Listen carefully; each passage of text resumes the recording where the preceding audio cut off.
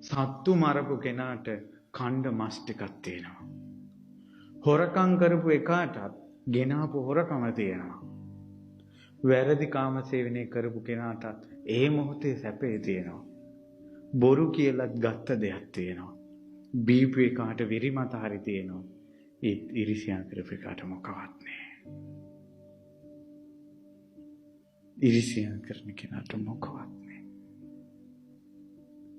අනේ කවුරු හරි ලස්සනට ගයක් හදාගෙන ඉන්නකොට සාදු කියලා අනුමෝදන් වෙන්න. ඉරිසියාව නැති කරගන්න තියෙන පළවෙනි ක්‍රමය තමයි ඒක පිනකට ලැබිච්ච දෙයක්. ලස්සන නෝන කෙනෙක් හම්බ වෙලා මහත්තයෙකුට එයාගේ පින.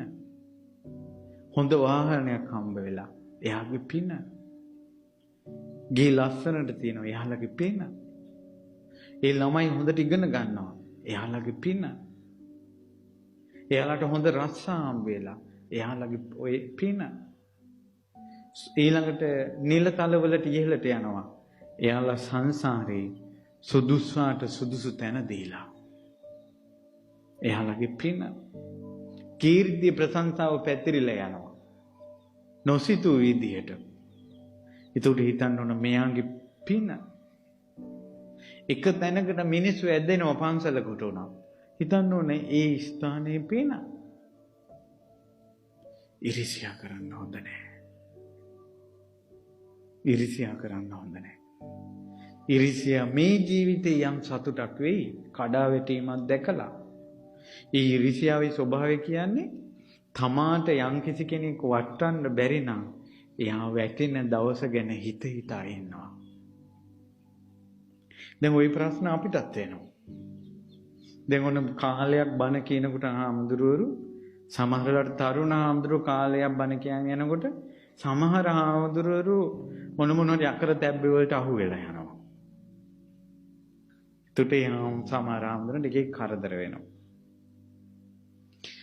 එතකොට ඔන්න තවත් තරුණ හාමුදුරුවෝ නමක් බණ කියනකොට හිතෙනවා ওই බණ කියාගෙන ගියාට ඉන්නකො තව පොඩි කාලයක්. පොඩ්ඩක් ඉන්නකො බලන්න මොකද වෙන්නේ කියලා. එයාගේ වැටෙන දවස් බලනවා. පුදුම සාගතයි. සාරිපුත්ත මොගලන් මහරහතන් වහන්සේලාට දානයක් පූජා කරන්න චිත්ත ගෘහපති ගොඩාක් දානේ බඩු හදලා තිබ්බා. ඒ ගෙදරට නිතර දානෙට එන ස්වාමීන් වහන්සේ එන දවසට ඔච්චර නැහැ. මෙයා දානේ මේසෙ දැකලා ඉරිසියා හිතුණානේ.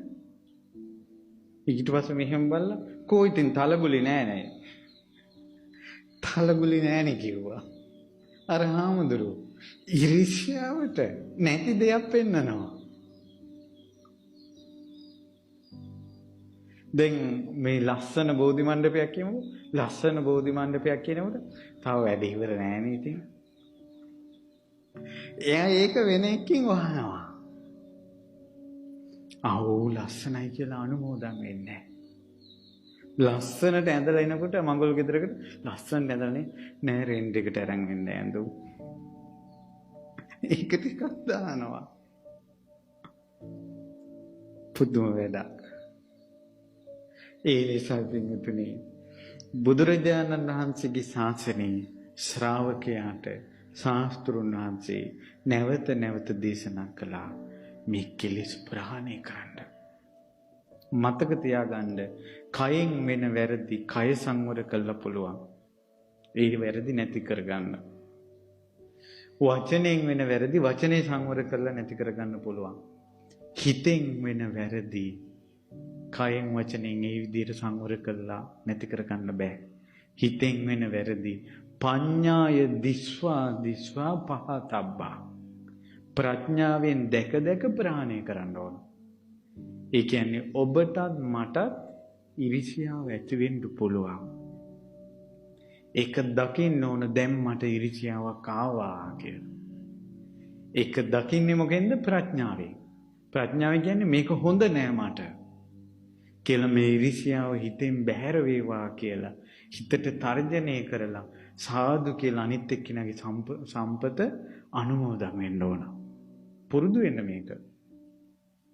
ඔබ මම කවුරුත් මේක පුරුදු විය යුතුයි. පැහැදිලි නේද මම මේ කියන එක? පඤ්ඤාය දිස්වා පහතබ්බා.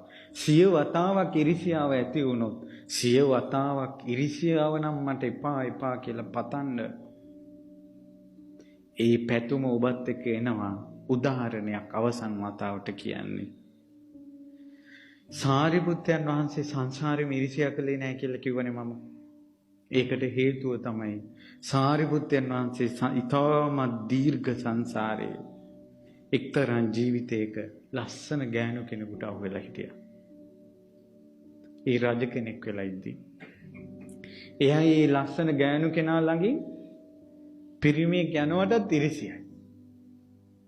එයා ළඟට කවුරුත් එනවටත් ඉරිසියයි. සමහර ගෙවල් වල තියෙන මිස් කෝල් එකක් ආවොත් සැකයි. කවුරු හරි කතා කළොත් සැකයි. hina වුණොත් සැකයි. ওই ලස්සන නෝනලා මහත්තයලා ඉන්න ගෙවල් වල ওই ප්‍රශ්නේ තියෙනවා. හැම තැනකම නෙවෙයි. තැනින් තැන. ඒක එන්නේ ඉරිසියාවත් එක්ක. ඊට පස්සේ ගෙදරට කවුරු හරි කතා ආවොත් hina වෙලා කතා කරනකොට ඉරිසිය. එයාලත් එක්ක නම් hina වෙලා කතා කරන ඔහේ මට තමයි බුම්මගෙන ඉන්නේ. ඔන්න අරබුදේ. ඉතින් අර රජ්ජුරුවන්ට ඉරිසියා හිතුණා. ඊට පස්සේ රජ්ජුරුව කාන්තාවට තියෙන බැඳීම ඇල්ම මොල් කරගෙන ගොඩක් ඉරිසියා කළා. ඒ ඉරිසියාවේ ප්‍රතිඵලයක් උනේ තමන්ගේ පුරෝහිතය ඇතුළු 64 දෙනෙක් ඝාතනය කරන්න රජ්ජුරුව ප්ලෑන් කළා. අවසානයේ අර පුරෝහිත වෙලා ඉපදෙලා හිටිය අපේ බෝධිසත්වයෝ ගොඩාක් කරුණු කියලා රජ්ජුරුවන්ට හිත පැහැදෙව්වා. හිත වෙනස් කළා. ඒ වෙලාවෙම හිතුණා මෙච්චර හොඳ පුරෝහිතෙක් සහිත මනුස්ස ඝාතනයක් මං කරන්න ගියේ ගෑණියෙකුට තිබ්බ ඉරිසියාව නිසා. ඒ නිසා ජීවිතේට උපනෝපන් ජීවිතේ මා තුල ඉරිසියාව නම් හටගන්න එපා කියලා දෙඩිව හිතන්න ගත්තා. එදා ඉඳලා නිවන් දකින ජීවිතේ දක්වා ඉරිසියාවක් හිතිලා නැහැ. ඒ නිසා ඔබ වැටුණ වලෙන්ම ගොඩ එන්න. යමකට ඉරිසියා හිතුනොත් ඒ මොහොතේම හිතන්න මට නම් ඉරිසියාව එපා කියලා. සාරිපුත්ත මහරහතන් වහන්සේ සිහි කරන්න. සාරිපුත්ත මහරහතන් වහන්සේගේ ආනුභාවයේ මගේ හිත පෙළෙන ඉරිසියාව මහ තුලින් බැහැර වේවා. ඊළඟට හැම කෙනෙකුටම යහපත දියුණුව හොඳ සිද්ධ වෙන්නේ පිනේ විපාකයක් කියලා හිතන්න. එයා ලස්සන වෙලා ඉන්නේ එයා පින් කරලා. එයා ප්‍රසිද්ධ වෙන්නේ එයාගේ පිනට. එයාගේ කටහඬ ලස්සන එයාගේ පිනට. එයාලගේ පෞල් ජීවිතය හොඳට තියෙන එයාලගේ පිනට. එයාට හොඳ වාහනයක් හම්බුනේ එයාගේ පිනට කියලා හැම එකක්ම පිනට දාන්න. දුප්පත් කෙනා ඉක්මනට පෝසත් වෙනවා සමහර වෙලාවට. එතකොට එයාලගේ දුප්පත්කම කතා කරන්න එපා. එයා පින්වන්තෙක් කියලා කියන්න. පිනට දාපු ගමන්ම මේවා ඉරිසියාව නැති වෙලා යනවා. තමනුත් පින් කරන්න පෙළඹෙනවා. නැත්තම් පින්වතුනි අර අඟුලිමාල වගේ අහිංසකේ අඟුලිමාල එක්කලිත්තු ඉරිසියාව තිබ්බ ශිෂ්‍යෝ නිසා. ඉරිසියාකාර යාළුවෝ අහිංසකෙක් අඟුලිමාල කළා. වටේ ඉන්න අය මේවා කරන්නේ. කැලේ ගහක ඉතින්නේ කැලේ වැල් මිසක්කා ගමේ වැල් නෙවෙයි. තමන් ළඟ ඉන්න අයට ඉරිසියා කරන්නේ තමන්ගේම අය. ඕක ලෝකේ ස්වභාවය.